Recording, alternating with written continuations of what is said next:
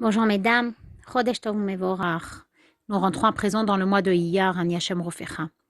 Que ce mois apporte la guérison au monde entier, le Shefa, la Geoula, Amitit Vashlema, Mamash immédiatement parce que Admatai, on n'en peut plus d'attendre, on ne veut plus attendre encore un seul instant. Après la fameuse Sikha du 28 Nissan où le Rabbi nous a dit clairement qu'il avait fait tout ce qu'il avait à faire pour faire venir Mashiach. À partir de maintenant, l'obligation et la Achariyut reposent sur nous, de faire tout ce qui est en notre pouvoir pour faire venir Mashiach. On a bien compris que Mashiach ne va pas nous tomber du ciel un beau jour, mais qu'on doit tous être les associés actifs d'Akadosh Baruch Hu dans cette démarche pour faire venir Mashiach. Mais en même temps que le Rabbi nous a donné cette injonction, il nous a aussi montré le chemin en nous donnant la formule exacte pour atteindre notre objectif. Quelle est la formule? La formule est Oroth des Tohu, les lumières de Tohu, aval, mais bekelim de tikkun, dans les réceptacles de tikkun. Alors, je sais bien que là, on ne comprend pas grand-chose de cette formule, mais on va justement expliquer qu'est-ce que c'est que Oroth des Tohu et Kelim des tikkun. Tohu et tikkun, c'est le nom de deux mondes. Olam Tohu, c'est le monde du Tohu Vavohu, le monde où règne le désordre, le balagan, où il n'y a pas de limite, un monde qui est vide. Et Tikkun, c'est un monde qui est ordonné, où tout est réparé, où chaque chose a sa place, où il y a une discipline. Quand Akadosh Baruch Hu, il a créé le monde, son but c'était de créer un monde qui soit Metukan, qui soit ordonné, qui soit Mesouda. Mais et pour créer le monde, Akadosh Baruch Hu, il a besoin de deux composants. D'une part, de révéler de très hautes lumières, des oroth na'alim yoter, des lumières très très fortes. Et d'un autre côté, Akadosh Baruch Hu a aussi préparé des kelim, des réceptacles pour contenir ces lumières. Maintenant, au départ, quand Akadosh Baruch Hu, il a créé le monde, il a révélé des lumières très très très très très élevées et il a préparé des kelim, des réceptacles qui étaient, ce sont les 10 sphirotes, les 10 sphères célestes. Mais au départ, chaque sphère, elle était très réduite, très étroite. Chacune, elle existait pour elle-même. Par exemple, Chesed, elle ne pouvait être que Chesed. Elle ne pouvait pas se mêler à la Mida de Gvura, etc. Chaque sphira, elle existait pour elle-même. Elles étaient très, très étroites. Et donc, ce qui s'est passé, c'est que quand Akadosh Baruch Hu, il a révélé la lumière était beaucoup trop forte et les kelim pas assez larges pour contenir la lumière. Et ça a entraîné Jvirat kelim, que les réceptacles ont été brisés.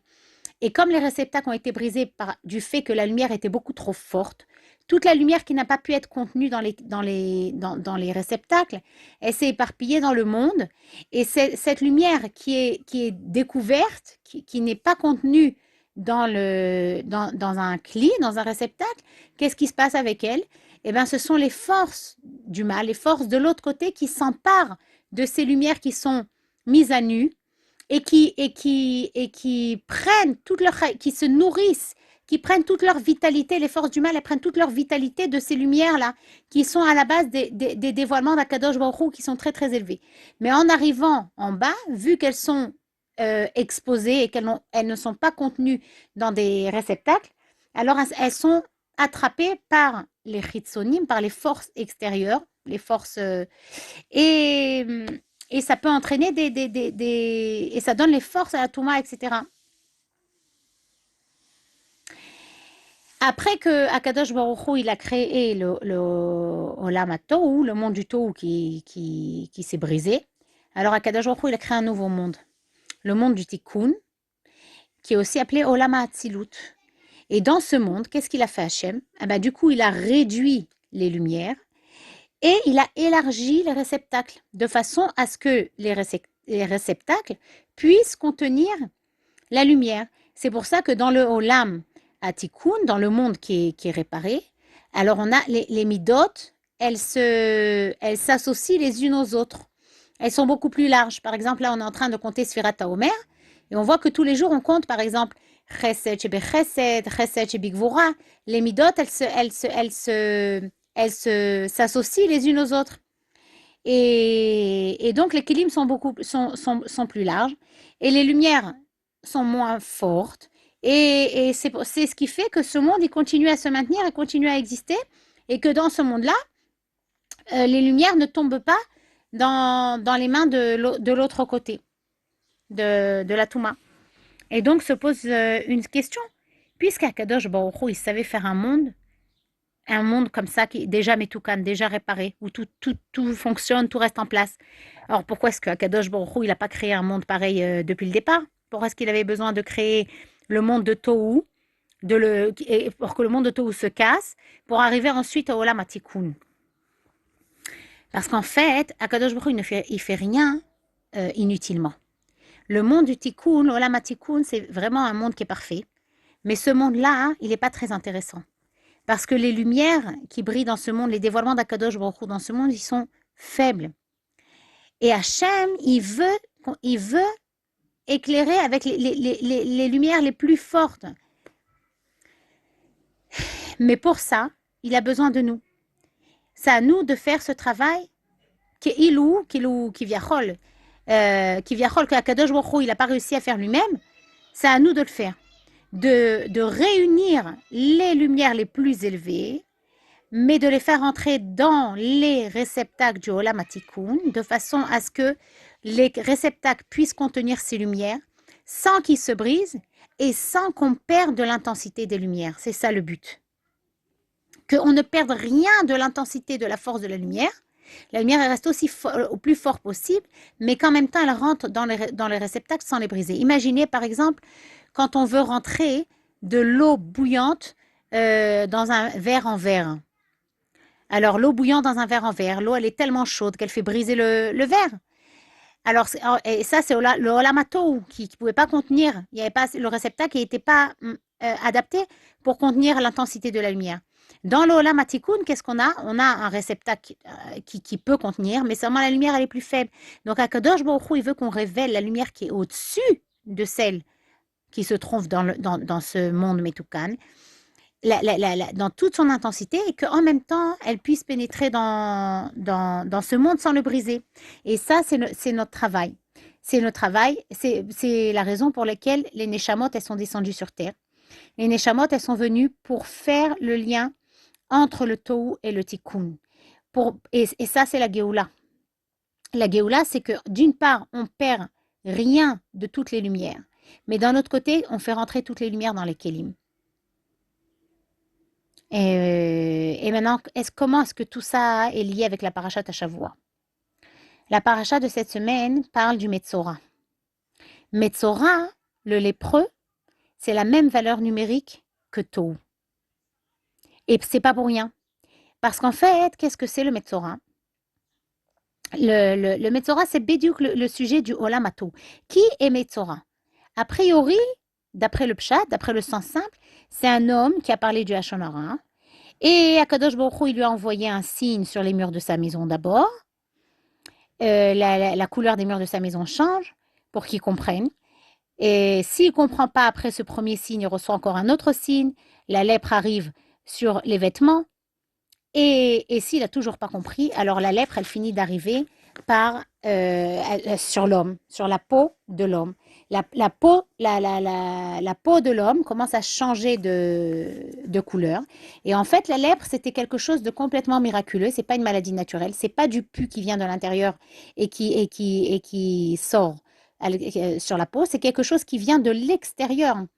C'est une plaie qui vient de l'extérieur se poser sur la superficie extérieure de la peau. Et c'était un siman, c'était un signe pour réveiller cet homme-là. Et donc, dès qu'il voyait apparaître ça sur sa peau, alors il devait être expédié en dehors du camp et il devait être mis en bidoud, mis en isolement, confinement, un peu ce qu'on est en train de vivre aujourd'hui. Et là-bas, Bémet, il n'avait personne avec qui parler. Ça, c'est le sens pshat, le sens simple. Mais la chassidoute, elle nous explique dans l'Ikouté Torah du Admor Azaken. La chassidoute, elle nous explique qu'en vérité, tout ce qui apparaît dans la Torah comme un sujet très négatif, Bepnimiut en profondeur, c'est quelque chose de très, très élevé. Alors, qu'est-ce qu'il peut y avoir d'élevé dans un lépreux? Alors, l'Admorazaken explique, Adam, qui y est, c'est marqué dans la paracha, Adam, un homme, qui y est Beor Bossaro, qui a sur la peau de sa chair, Negatzarat, la plaie de la tzarat, de la lèpre. L'Admorazaken explique, Adam, il y a plusieurs noms pour qualifier un homme.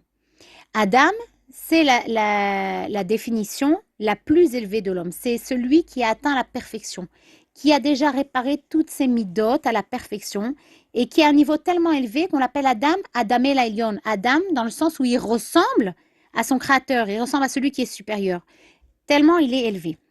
Et il est au-dessus même de Moshe Rabbeinu. Moshe Rabbeinu, on parle de lui en disant Isha Elohim. Mais Adam, c'est un qualificatif qui est au-dessus de Ish, au-dessus même de Moshe Rabbeinu. Et c'est qui cet homme-là qui a atteint déjà la perfection, qui a tout réparé, toutes ses midotes à l'intérieur à la perfection? Cet homme-là, il a la force, il a le corps, en même temps de monter très très très très très haut, et en même temps de se rabaisser au niveau les plus bas du monde, au niveau les plus bas. Et aussi, l'Admorazaken continue et il explique Vekola olam talui bo. Et le monde entier est dépendant de lui. Tout le monde dépend de lui. Mais comment c'est lié ça? Quel lien ça avec le lépreux? Adam, un homme qui a atteint la perfection, qui a la possibilité en même temps de monter très haut et en même temps de descendre très bas. Et en même temps, le monde entier dépend de lui. Quel rapport avec le Metzora? Alors, le rabbi explique qu'en fait, cet homme-là, après qu'il a réparé tous les sujets, tous les niveaux, dans les mondes supérieurs, si on peut dire ça comme ça, alors qu'est-ce qu'il fait? Il se rabaisse au niveau les plus bas et il descend jusqu'au niveau de la maladie, jusqu'au niveau où il devient lépreux. Il s'abaisse à ce niveau et il laisse la maladie le toucher. Qu'est-ce que c'est la tzarat? Tzarat, c'est nega. Nega. La plaie, nega, ça veut dire aussi toucher, un contact. Alors, pour revenir à cet homme-là, il est déjà parfait. Il est déjà metoukan. Il a atteint la perfection à tous les niveaux. Comment c'est possible qu'il devienne malade avec la lèpre? En fait, cette lèpre, elle vient pas de lui. Elle lui appartient pas. Mais comme le monde entier dépend de lui, alors lui aussi, il doit réparer cet endroit de la maladie. Et c'est pour ça qu'on appelle ça un néga. C'est un contact, ça le touche juste à l'extérieur de ses vêtements, dans l'endroit le plus superficiel. C'est pas quelque chose qui lui appartient, c'est quelque chose qui vient de l'extérieur et qui le touche. Parce que lui, à l'intérieur, il est déjà tout réparé, il est déjà parfait. Mais pourquoi est-ce qu'il a besoin de faire ça? Pourquoi il a besoin de descendre au niveau les plus bas? Parce que comme on a expliqué au départ, il y a des lumières, les orotes de tout, qui après, après que le monde de tout a été brisé, ces lumières qui sont descendues un peu partout dans le monde et que les forces du mal ont capturé, se sont emparées de ces lumières. Et qu'avec ces lumières, eh ben, ça leur donne la possibilité ça donne la possibilité à la Touma d'exister et au mal, etc., puisqu'ils se nourrissent de ces lumières-là. Donc, qu'est-ce qui fait que cet homme-là, il ne peut pas se permettre de renoncer à ces lumières qui sont parties, qui se sont perdues? Parce que si on renonce même à une toute petite lumière, alors on ne peut pas atteindre notre objectif qui est la Géoula. Mais d'un autre côté, personne ne peut s'approcher de ces lumières. Parce que si on s'approche de ces lumières, on se fait aspirer par elles. Et donc le seul et unique qui a la possibilité de se mesurer à ces forces extérieures, c'est cet homme-là. Cet homme-là, cet Adam Shalem, cet Adam qui ressemble, Adam El Elyon, qui ressemble à son créateur, qui a déjà atteint ce niveau tellement, tellement élevé, et qu'il a la possibilité en même temps de monter très haut et de descendre très, très bas, de descendre à l'endroit où dominent toutes les forces du mal. Lui, il a la possibilité d'aller là-bas et de permettre à ces forces du mal de le toucher. Pourquoi? Il le permet de le rendre Metzora, de le rendre lépreux, afin de récupérer les lumières, les orotes et l'unim, afin de récupérer les lumières qui sont tombées là-bas. Et c'est pour ça qu'en vérité, Nega, la plaie de Sarat, Nun Gimel Ain, si on inverse le sens des lettres, on obtient Oneg, le Ta'anoug, le plaisir le plus haut. Le plaisir, en fait, Bepnimiut, en profondeur. Qu'est-ce que c'est que la tzaraat? La tzaraat, extérieurement, ça a l'air d'une plaie superficielle. Mais en vérité, c'est un oneg. C'est les oroth elionim, c'est les lumières les plus élevées. Mais ces lumières tellement élevées, comme elles sont descendues sans protection, elles n'ont pas été contenues dans des kélim. Donc elles sont sur terre, elles représentent quelque chose de négatif, quelque chose de la tzaraat. Et Mashiach, il est prêt, dans un premier temps, à être malade. Il prend sur lui. On a dit que lui, il est parfait, ça ne lui appartient pas. Mais comme toute la génération dépend de lui, donc il prend sur lui les maladies de la génération. Il prend sur lui d'être Metzora, d'être le lépreux, pour pouvoir récupérer les lumières. Et c'est pour ça que dans la Torah, le Mashiach, il est appelé Metzora. Il est appelé le lépreux. Et Mashiach, il se trouve pendant le Zman de la Galoute. Il se trouve avec nous. Et il se trouve aux portes de Rome, en train de penser ses plaies. D'ailleurs, on raconte que dans la Gemara, que Mashiach, il se tient aux portes de Rome avec tous les lépreux, mais à la différence de tout le monde qui enlève tous leurs pansements et qui les change avec des nouveaux, lui, il enlève un, il le remet. Un deuxième, il le remet, bien que ça prend beaucoup plus de temps. Pourquoi? Parce qu'il attend impatiemment le moment où Akadosh Baruch Hu va lui demander de se révéler. Et à ce moment-là, il ne veut pas retarder le Ham Israël même un seul instant. Alors il enlève d'abord un, il remet pour pas perdre un seul instant avec ses bandages. Et donc Mashiach, en fait, lui, il a pris les maladies. Il a pris sur lui les souffrances de notre dos pour réparer les dernières choses qu'il y a à réparer.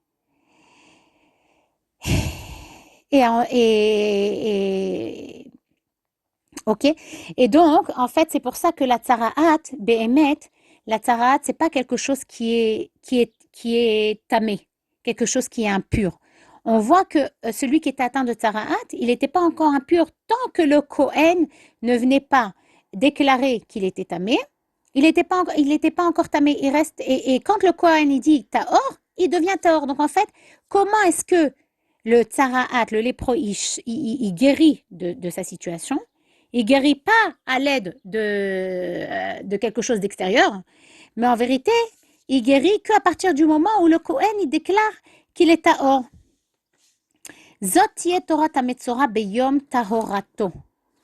On dit que c'est la Torah du Metzora, le jour de sa purification. Ça veut dire quoi le jour? Ça veut dire le jour, beyom, yom c'est gilouy, c'est révélation. Le jour où on révèle qu'est-ce que c'est vraiment, le jour où on comprend, où on dévoile qu'est-ce que c'est vraiment le Metzora. Dès qu'on a révélé ce que c'est le Metzora, alors le Metzora, il est guéri. Et le jour où on révèle ce que c'est le Metzora, comme on a dit que Mashiach est appelé Metzora pendant le Zman Agalout, le jour de sa purification, c'est le jour où il se révèle, où il se dévoile. À partir du moment où on le révèle, on voit que c'est pas un Metzora et qu'en vérité c'est le Mashiach, alors ce jour-là, c'est le jour de la Géoula. Mais qui doit rendre pur, qui rend pur le Metzora? Alors c'est marqué une fois que c'est Akadosh Baruch Hu. Donc d'une part, on doit demander d'Akadosh Baruch Hu qui mette fin aux souffrances du Mashiach et qu'il finisse ce rôle de récupérer les forces qui sont tombées dans les chitzonim et qui se dévoilent. Mais une autre fois, la Torah, elle écrit Vatem tiyuli mamlechet kohanim begoy kadosh, que le Ham Israël, il a appelé Kohanim. Le Ham Israël, c'est les Kohanim Gdolim. Et donc, si Mashiach, il est Metzora, il est lépreux, et que chaque juif, il est Kohen, alors ça veut dire que chacun de nous, on a le tafkid, on a la responsabilité, le rôle, de dire de lui qu'il est tahor, de dire de lui qu'il est pur. Et si on veut provoquer la sortie de la galoute et arriver à la Géoula, on doit pouvoir montrer du doigt le Mashiach et dire « Hineze melech HaMashiach ». Voilà, il est pur. Parce qu'en vérité, l'essence principale de la venue, l'essentiel dans la venue de Mashiach, c'est qu'on puisse dire Hineze melech HaMashiach, on puisse le montrer du doigt. C'est le moment de la naissance, de la révélation de Mashiach. Et ça se passe déjà dans les moments de la galoute.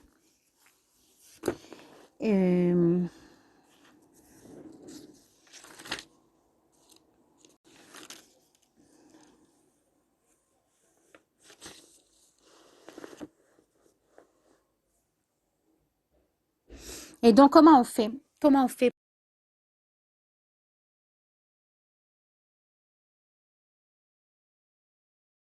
Le rabbi veut nous dire que quand on voit des lumières très très très élevées, quand on essaye de regarder un très fort projecteur, il nous aveugle. D'accord? On voit l'obscurité. Mais en vérité, cette obscurité, elle n'a aucune consistance. C'est une illusion. C'est pas la réalité. La réalité, c'est qu'il y a ici une très très forte lumière. Et en fait, c'est ça l'essence de la galoute. La galoute, c'est quoi? La galoute, en vérité, c'est des lumières tellement élevées d'Akadosh Baruch Hu, mais ces dévoilements sont tellement puissants et qu'on n'est pas capable de recevoir ce dévoilement. Et comme on n'est pas capable de recevoir ce dévoilement, alors on a tous les sujets de la galoute, tous les sujets négatifs, on a les négaïm, on a les plaies de la galoute. Mais si on est mitbonen, on regarde avec d'autres yeux, on regarde qu'en vérité, euh, on révèle dans les souffrances de la galoute, on se demande comment on fait pour révéler d'abord.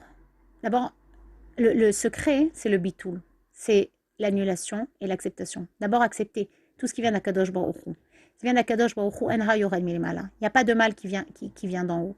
Et si on a des épreuves et si on a des difficultés, alors ce qu'il faut faire, c'est se mettre un instant de côté. Et pas se demander, mais mon Dieu, qu'est-ce que j'ai besoin, qu'est-ce que je voudrais que tu me donnes, mais réfléchir, qu'est-ce qu'Akadosh Baruch Hu, il attend de moi maintenant? Qu'est-ce que je dois faire? S'annuler devant Akadosh Baruch Hu et dans n'importe quelle situation, faire le ratzon d'Akadosh Baruch Hu. Le ratzon est s'annuler et faire le ratzon d'Akadosh Baruch Hu. En s'annulant, on a la possibilité de recevoir les lumières les plus élevées et en même temps de les faire rentrer dans les kélim parce que en s'annulant, le kli, le réceptacle, il est vide, et donc il peut contenir. On prépare le réceptacle pour contenir. Et donc, en fait, le sod pour faire venir Mashiach, c'est ça. C'est de regarder le monde autrement. De révéler qu'en vérité, c'est pas un Metzora. De révéler qu'en vérité, c'est Mashiach. De révéler que ces Négaïm, c'est pas des plaies, c'est Oneg. C'est les Orot et Lyonim les plus élevés. Et quand on va réussir, mais comment le faire? Pour le faire, c'est uniquement grâce aux Tiot Torah, aux lettres de la Torah. Les lettres de la Torah, c'est l'étude de la Torah, c'est ce qui nous permet de prendre les lumières les plus élevées et de les faire rentrer dans notre existence matérielle. Par l'étude de la Torah, on prend le sujet de la Géoula et en particulier étudier dans la Torah les sujets de Mashiach et Géoula. Pourquoi c'est tellement important? Parce que les sujets de Géoula ou Mashiach, c'est Tohu, c'est les Orot des Tohu. Et ces Orot des Tohu, c'est quelque chose qui n'est pas saisissable avec notre Sechel. Mais quand on va étudier dans la Torah les sujets de Mashiach ou Géoula, alors par l'étude de la Torah, on va constituer des kélim, des réceptacles qui pourront contenir ces orotes qui nous dépassent. Et en étudiant dans la Torah les sujets de Mashiach ou Géoula, ça va faire partie de notre conscience. Pitom, ça va devenir quelque chose qu'on va pouvoir intégrer, qu'on va pouvoir comprendre, qui va vraiment prendre sa place. Et donc, plus on va étudier les Inyanim Mashiach et Géoula dans la Torah, et plus on va permettre à la Géoula de se révéler dans le monde matériel. Et c'est vraiment le chemin, le chemin le plus rapide et le plus droit pour faire venir Mashiach. Intensifier notre étude de Inyané Mashiach au Géoula, parce que c'est ce qui nous ouvre les yeux sur le monde extérieur. C'est ce qui va nous permettre de sortir de ce rêve de la galoute et de voir qu'en vérité, depuis le départ, il n'y avait pas de maladie. Depuis le départ, il n'y avait pas de galoute et que tout ce qu'Akadosh Baruch Hu fait, c'est uniquement une abondance de lumière, de shefa, de ahava. Et nous, on doit faire l'effort d'élargir nos réceptacles pour pouvoir contenir tout ça.